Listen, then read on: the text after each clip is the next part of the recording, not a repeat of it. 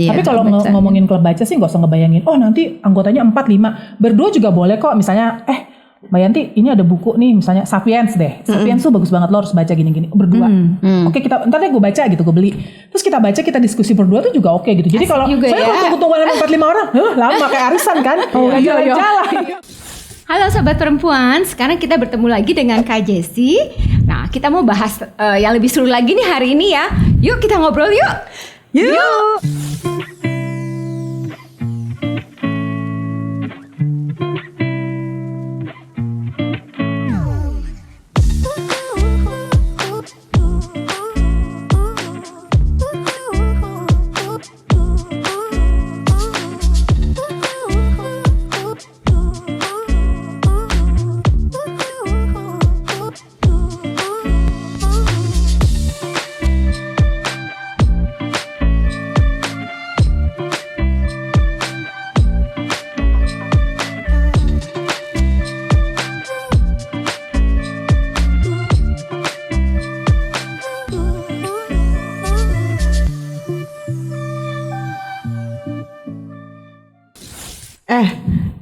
Guys, ngomong-ngomong kalau kalian tuh baca ya, lebih seneng yang fisik begini apa yang digital sih?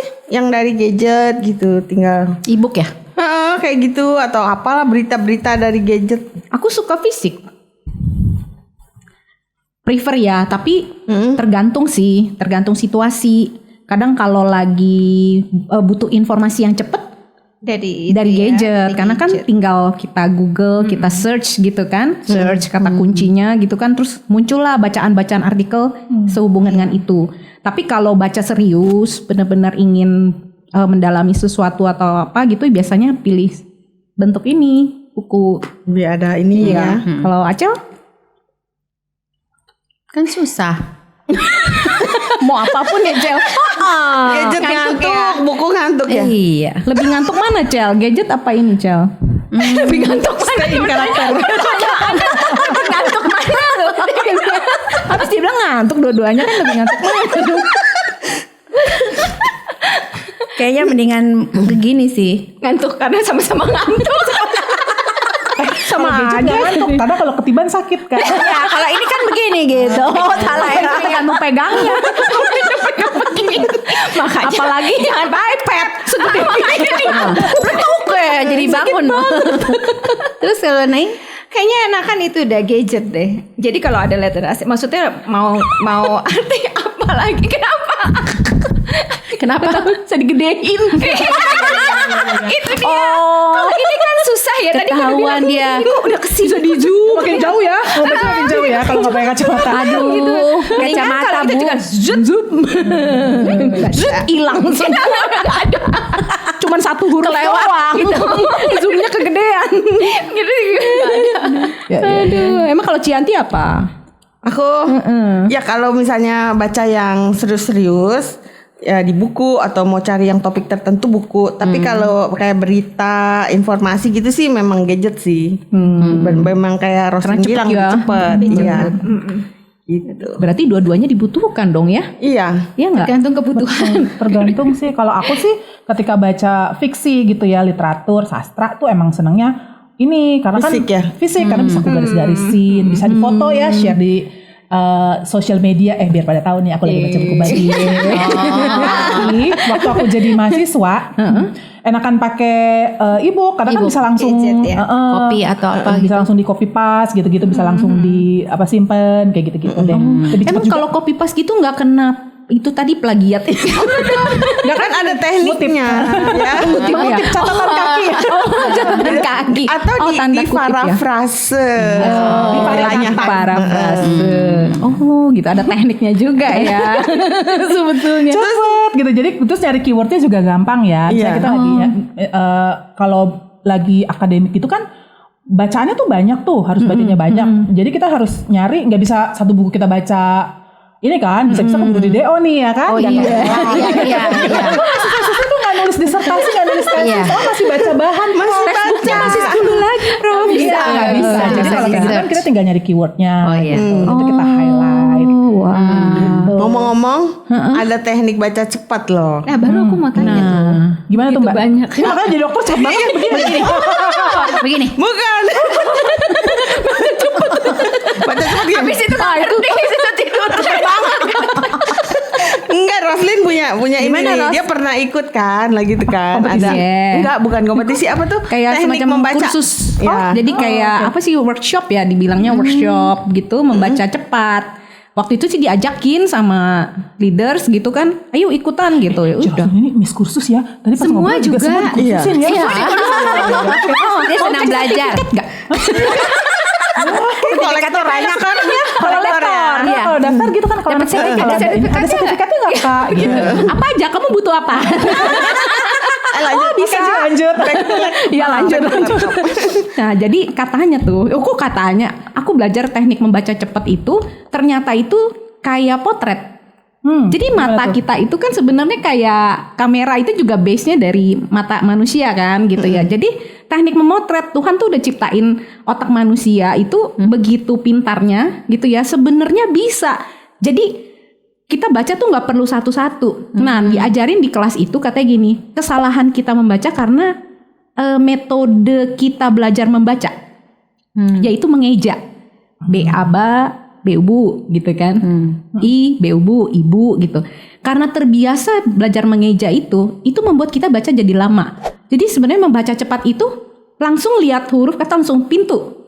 Ibu, bapak gitu loh. Sebenarnya otak kita itu tahu itu tuh itu, tapi karena kebiasaan teknik mengajar membacanya yang mengeja itu. Nah, jadi dari satu kalimat dipotret gitu kan sampai satu paragraf dipotret itu kalau yang jago banget kan satu halaman bisa dipotret. Aku sih nggak secanggih itu belum ya. Setengah halaman. Nah, Tapi terus kamu itu tahu nggak? dapat maksudnya dapat intinya, dapat. Nah, ajaib loh. Ajaibnya gini, mereka membuktikannya dengan menjawab pertanyaan. Jadi kita dikasih soal, ya, memang soalnya sih multiple choice gitu kan, mengenai bacaannya, artikelnya. Terus kita ditanya tentang bacaan itu, kita jawab kan. Ajaibnya, nilai membaca aku secara membaca cepat dengan membaca yang lama satu-satu itu sama aja nilainya gitu kan. Berarti pemahamannya sama gitu ya. kan. Wah ini cocok buat mahasiswa nih. Ya. Iya. Tapi masih ingat nggak yang Apanya? dibaca? Oh saat itu, sekarang masih ingat nggak? Ya enggak. Yang tadi pagi aku baca aja aku bisa lupa. Kalau Saking cepet. Saking cepetnya. Ya. ada lagi itu teknik buat mahasiswa teknik untuk mahasiswa kali ya buat ujian. dikejar bikin paper. Gimana? Gimana Kak Jess? Ya tadi cari keyword. Cari keyword, Carilah ibu keyword. Ya udah. Jadi nggak usah baca seluruhnya gitu. Kalau misalnya gini, Yang topik berhubungan aja kali ya. yang jelas lihat ini dulu daftar isi. Oh, Daftar isi. judul-judulnya daftar isi. Kira-kira yang mau kita bahas Topik mana kita. sih? Ya. Terus cek gitu. Jadi nggak perlu satu buku dibaca. Nggak sempet. Iya. Tapi terlalu banyak. Nilainya. Keburu selesai semesternya. Deadline, iya. Gitu bener gitu nggak Mbak? Betul. Betul sama ya. Daftar isi, cari topik yang sesuai, terus kita buka halamannya, terus kita pilih mana yang sesuai, kita ambil, kita parafrase, udah. Selesai satu buku. Selesai satu buku. Ganti lagi buku lain. Totalnya referensinya 20 ya. Orang ngeliatnya ih cerdas banget ya baca 20 buku ya. Tahu-taunya Enggak, hanya sebagian-sebagian. Ya. Ternyata. Oh. Tapi ya by the way aku jadi penasaran loh. Sekarang kan lagi musimnya AI itu tuh. Artificial Intelligence. Kira-kira buat para pembaca nih, pembaca buku, mungkin Kak Jess gitu ya, punya nggak atau udah punya belum pengalaman dengan teknologi AI itu yang diterapkan dengan para pembaca gitu, bermanfaat nggak tuh kira-kira? Pernah nggak ada? Kalau pengalaman pribadi sih nggak ada, cuma kayak ada satu penulis yang dia lagi bikin bukunya mau keluar, ngebahas itu, jadi tentang bagaimana dia menjadi, dia ngebahas ini ya, fenomena para penulis yang menggunakan teknologi itu untuk membuat karya. Tentu saja karyanya tidak ada kedalaman gitu, tidak ada yang tidak ada yang personal. Tapi kalau aku nggak punya kapasitas membahas itu gitu, karena aku memang tidak ada pengalaman ke situ. Tapi si penulis X ini kebetulan satu kampus dengan aku, dia sedang mempersiapkan buku itu. Oh, jadi yang menulis buku itu AI, bukan Dia ngebahas fenomena itu. Fenomena itu. Jadi fenomena AI ini bisa take over si pekerjaan si poet, si writer yang kayak gitu. Oh, dan menurut hasil yang dia pelajari, Nah itu belum keluar. oh belum keluar ya. Tapi menurutku ya namanya itu kan kayak robot ya. Namanya robot kan nggak ada soul. Beda lu sama kalau ditulis orang nih kan ya. Contohnya lah ini nih. Kan ada penulisnya siapa gitu. Itu kan dia memasukkan soul dia. Terus dia punya pengalaman juga ke buku itu. Gitu. Gaya bahasa dia. Iya, gaya bahasa dia gitu. Stylenya dan itu pasti akan kena sama orang yang juga mungkin karakternya sama gitu ya. Contohnya kayak aku tuh lagi kecil seneng banget baca buku Enid Blyton. Enid Blyton tuh kan selalu petualangan kan. Mungkin karena jiwaku juga adventurous gitu ya. Jadi aku kalau baca buku dia tuh bisa yang gitu kayak ngalamin sendiri gitu loh peristiwa-peristiwanya, terus bisa ngelihat gitu kan kastilnya kayak apa dan apa bayangin ya.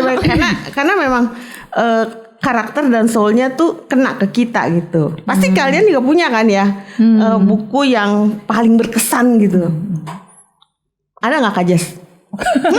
Kak Jess dulu paling Terlalu banyak kali dia. banyak sebulan 15 buku ya banyak banget.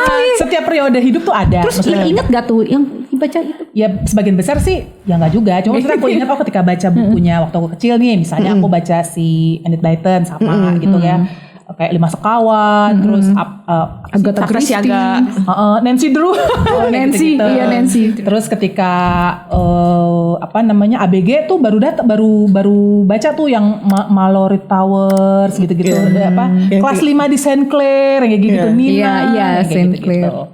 Tapi ketika aku udah agak gedean dikit, aku memang preferensi memang buku-buku sastra gitu ya. Kebetulan aku memang sukanya tuh arahnya tuh ke buku-buku Asianya tuh aku suka buku-buku Jepang, sastra Jepang. Kemudian ada juga periode di mana aku suka buku-buku kayak penulis Mesir gitu. Nah, yang tadi Mbak Yanti tanya buku yang berkesan, salah satunya si penulis Mesir ini, Nawal El-Saadawi. Jadi dia nulis tentang perempuan di titik nol. Itu aku baca tuh kayak berapa bulan sebelum aku kuliah gitu loh. Jadi tentang betapa nilai tawar perempuan tuh kecil gitu di dunia lah, di budaya gitu. Terus kayak bagaimana si perempuan ini, si tokoh perempuan ini, namanya siapa ya aku lupa. Si tokoh perempuan ini dia adalah sebut saja Mawar. Nggak cocok karena di Mesir. Siti Mawar. Misalnya Siti Mawar. Nah, Siti Mawar ini adalah pekerjaannya tuh adalah seorang pelacur gitu. Jadi dia tuh ngerasa ketika society bilang dia tuh hina, justru dia adalah orang yang paling merdeka gitu. Gitu dia ngerasa kayak perempuan tuh berhak atas tubuhnya gitu. Yang kayak gitu-gitulah gitu. Nah, itu berkesan banget buat aku gitu. Karena kebetulan akhirnya masuk kuliah sastra dan banyakkan perempuan ya. Jadi kayak values itu bener-bener begini toh gitu. Gitu. Tapi memang kalau ya pokoknya oke lah, buku itu menurut aku tuh sangat berkesan gitu. Gitu. Karena kalau aku baca kayak buku-buku, aku juga baca buku-buku barat gitu ya. Cuma ketika aku dewasa banyak nilai-nilai yang menurut aku jadi kurang related gitu sama aku gitu. Mereka perempuan yang udah bebas, udah yang wah isunya tuh udah ini banget, sementara kita tuh masih isu dengan perempuan yang ditekan, dengan society yang menghina, dengan yang syarat-syarat terhadap tubuh perempuan gitu. Kita masih belum merdeka dari itu. Jadi aku ngerasa kayaknya buku-buku Asia gitu ya lebih relate ke aku gitu.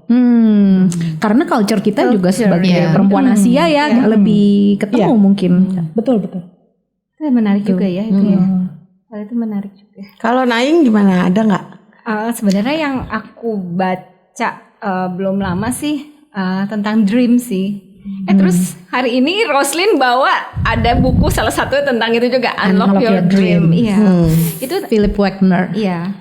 Jadi kayaknya diingetin lagi gitu dreamnya kita. Kan kita maksudnya kita diciptakan pasti punya sesuatu gitu di dalam hidup kita gitu. Nah, diingetin itu aja, dan itu masih merema di sini. Makanya iya ya, dream itu nggak akan pernah mati sampai kitanya sampai kitanya menutup mata. Betul. Jadi itu hal yang buat aku jadi dorongan gitu. Yuk, dream kamu apa?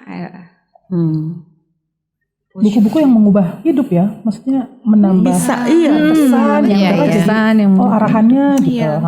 betul Juga banget. ngerasa sih buku Perempuan di Titik Nol tuh juga kayak awakening sih gitu, kayak buat aku ya. Kan Ada aku sesuatu ibaratnya baru yang lulus SMA tuh, terus baca buku itu kayak iya ya, benar juga ya gitu sih.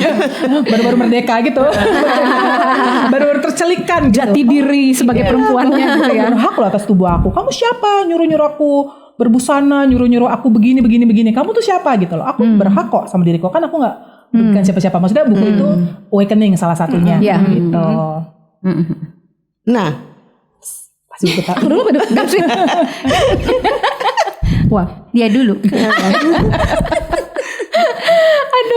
ya bener banget. Jadi buku-buku yang paling berkesan itu adalah buku-buku yang ujung-ujungnya itu mengubahkan kita gitu. Misalnya kita ada pertama di titik ini, terus kita jadi pindah ya ke titik lainnya gitu.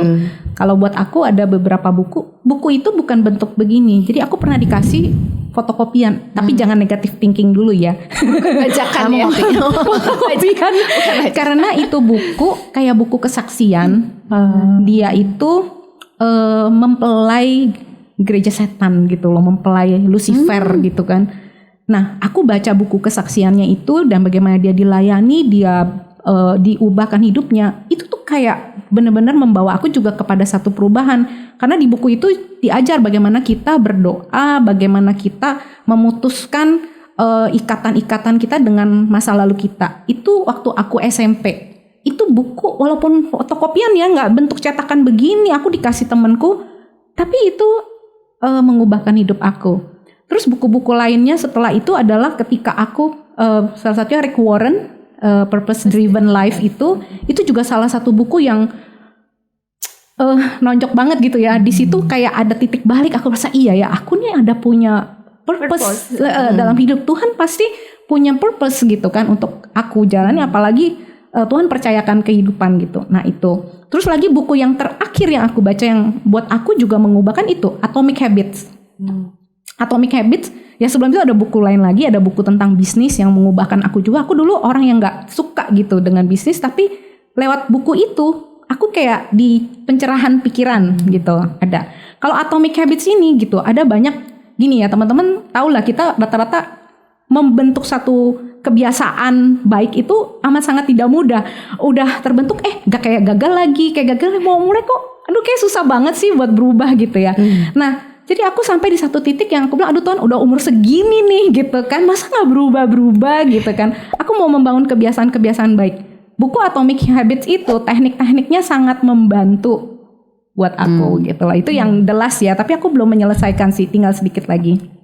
Oh itu belum habis ini. Belum habis. Aceh mau pinjem. Sampai bareng ya. Saya baca yang nanti saya stabiloin ya, saya bantu ya. Biar cepet ya sih. Cepet. Kan baca cepat. Oh baca cepat. Ci. Ayo Ci, buku apa Ci? Yang udah pernah dibaca. ya iya loh. Yang masa yang belum dibaca. Yang paling berkesan. Ya itu orang bacanya terbatas. Finishing Well sama Naskah Hidup si itu Philip. Naskah Hidup. Ya udah itu bagus terus juga. apa lagi? Kayaknya itu deh. Mengubah hidup gak Ci? Ya, maksudnya yang Finishing Well sih aku sangat-sangat diberkati. Itu bareng-bareng soalnya. Itu juga bareng-bareng. Makanya kan habis. Karena ada PR-nya kali ada ya. PR iya, jadi PR bareng-bareng. Selesaikan, harus jadi selesai. Karena iya. di-sharingkan gitu dalam grup ya. Iya. Oh berarti book club itu membantu ya. Iya. Kanan. Iya. Oh, jadi Harus selesai. Nanti kalau gue diem aja ya kan, kayak sapu di pojokan diem gitu. kalau sendiri Iya, kalau harus sendiri kan diskusi kayak nggak bisa jawab. Nggak bisa jawab. Nggak bisa. jadi kalau sendiri kan jadi ini kan, kalau itu kan harus kan. Waduh. Kepacu ya, sama ya. teman-teman yang lain ya. Apalagi kalau udah foto-foto halaman. Halaman 53 seru banget. Kita baru halaman 3. Deg-degan kan. Apa tuh gitu kan. Rasanya langsung lompat. Gak mau kalah. Akhirnya 3 juga ternyata cuma sampai halaman 100. Kelebihan. Enggak sih, enggak gitu. Apa kayak gitu. Tapi berarti kayak punya ikutan book club gitu bisa jadi solusi untuk mengatasi yang susah baca gitu kali ya. Iya, Karena buat ada yang susah peer baca pressure ya. itu ya. Iya. Interesting ya, berarti perempuan-perempuan boleh nih gitu ya untuk meningkatkan Bergabung di klub-klub baca. klub baca buku gitu. Karena mungkin kecepatannya pace-nya nggak bisa sama dengan yang muda-muda gitu ya dengan. Tapi kalau baca. ngomongin klub baca sih nggak usah ngebayangin. Oh nanti anggotanya 4-5. Berdua juga boleh kok. Misalnya Mbak Yanti ini ada buku nih misalnya Sapiens deh. Sapiens tuh bagus banget lo harus baca gini-gini berdua. Oke kita ntar deh gue baca gitu gue beli. Terus kita baca kita diskusi berdua tuh juga oke gitu. Jadi kalau saya kalau tunggu-tungguan 4-5 orang, lama kayak arisan kan. Iya. Muternya kelamaan ya. Berdua juga oke gitu. Jadi bisa juga maksudnya untuk salah satu untuk apa supaya kembali semangat baca ya saling ngasih referensi aja. Aku baca buku ini bagus loh gitu. Tapi kita ngasih referensi juga yang orangnya kira-kira bakalan suka sama buku itu ya. Gitu. Iya, sealiran dia. Gitu. Segelombang. Wah, Cuman kan kalau misalnya sama yang bacanya cepat, dia 1 hari udah habis. tambah keras tekanannya, Cel. Tambah keras. Harus berapa ini? Jadi cepat gitu ya, harus cepat. Nah, itu tadi teknik membaca cepat itu dipakai. Kalau nggak pinjam Roslyn punya. Ya. Sama itu tuh teknik ganjel mata supaya nggak ngantuk. Nah, gimana tuh? Kopi. Kopi. Udah aku ada teka-teki ini apa? Buku apa yang menyakitkan? Buku jatuh niban kaki. Ketiban buku. Apalagi bukunya tebel, hardcover. Iya. Ketiban buku. Bukan. Apa? Gedebuk. Ya jatuh itu ya. Jatuh sakit ya. Sakit dong. Buku tabungan di akhir bulan. Iya bisa. Udah itu tanggal gajiannya weekend. Jadi Itu buku menyakitkan ya. Buku yang paling menyakitkan ya. Sakit ya. Bisa. Aduh. Jadi ya begitulah, kita harus menghargai buku-buku juga ya. Ya dan menyempatkan waktu untuk baca. Gimana pun caranya ya. Mau tadi audiobook boleh, mau ebook boleh, terus nyari waktu ya. Maksudnya kayak kadang-kadang kita ngerasa nggak punya waktu, padahal ya bisa sih sambil nunggu, sambil di kendaraan. Ya betul. Gitu. Aku inget tuh di part tayangan kita yang sebelum ini, waktu Kak Jessie bilang mengenai active reading. Nah, itu kadang muncul suka dalam otak gitu pikiran, itu apa ya? Aku pengen tahu itu apa ya kalau dengar sesuatu gitu. Itu langsung aku selalu search terus baca gitu tentang artikel-artikel itu. Oh, itu artinya itu gitu kan. Udah. Apakah itu juga bagian dari itu tadi ya, meningkatkan kita kadang-kadang literasi dari ya. cari misalnya gini, ini apa sih artinya gitu. Terus begitu kita nemu Penasaran ya. misalnya penasaran lainnya gitu ya. Kita misalnya dengar kata spesiesme gitu, spesiesme gitu. Iya. Apaan sih artinya? Terus kita cari di internet. Kemudian akan merekomendasikan beberapa buku gitu. Ya betul. Seru deh baca juga. Itu jadi salah satu pintu untuk menemukan bacaan-bacaan baru. Kayak yang sekarang aku suka baca nih, denger gitu. Gaya hidup frugal. Apa sih gaya hidup frugal gitu kan? Mulai tuh ya searching, baca-baca gitu kan. Kayak gitu ya. Berarti Kayak kita gini lah tuker-tukeran buku. Frugal juga ya. Frugal. Ngirit ya. Oh, apalagi kamu pasti banyak beli buku terus. Tapi boleh pinjem nggak? Boleh. Tapi jangan lupa Baca di tempat. dibalikin. Baca di tempat dan tidak boleh lipat. Tidak boleh. Aku ada ide. Setiap buku dipasangin chip aja, GPS. Baca di tempat aja kayak ketemu perpustakaan ya. kampus. Baca di tempat. Kalau sahabat perempuan punya pengalaman-pengalaman tentang buku, membaca dan lain sebagainya, boleh ketik di kolom komentar. Terus dukung tayangan ini dengan cara Like, share, dan subscribe Di channel Cerita Perempuan. Dari perempuan, oleh perempuan, untuk perempuan hebat kita semua.